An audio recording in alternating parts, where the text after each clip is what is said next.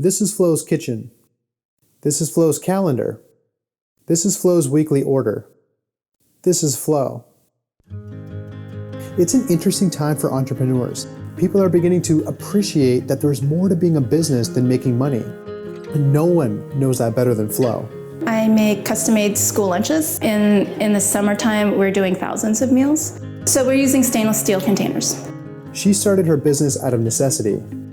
When my son was born, he had a really super severe food allergies, anaphylaxis. I'd been using these single-use containers, and I thought that they were non-toxic. Flo found out the truth about disposable packaging. Even these so-called compostables can be riddled with toxic chemicals. The molded sugarcane fibers that most people in my industry use have an incredible amount of PFAS in them.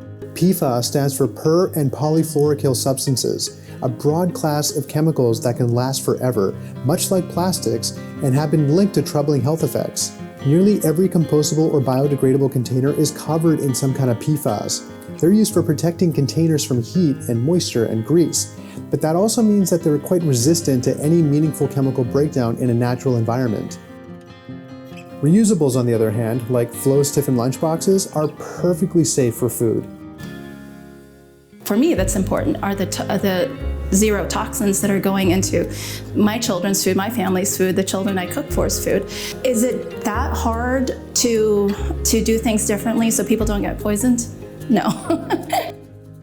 The older kids will go around and collect the Tiffins for the younger children. And in doing that, there's this ownership that they take of the whole process. My Tiffins come back with the food that was not eaten. I get to see, they hate carrots on that campus. It's fine, we can change it to peas. That's an added benefit I would have never have foreseen.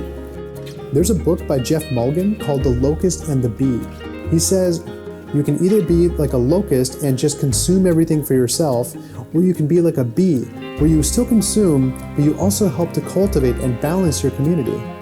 We're taught to, things are disposable and temporary, but you gotta decide who you're gonna be. If you're gonna be a locust, then you're gonna be a locust. If you're gonna be a bee, then, be persistent, look around. And it took me a long time to find, parents who are very aware of this. But things change, and now I have some campuses that probably will not take my lunches without the Tiffins.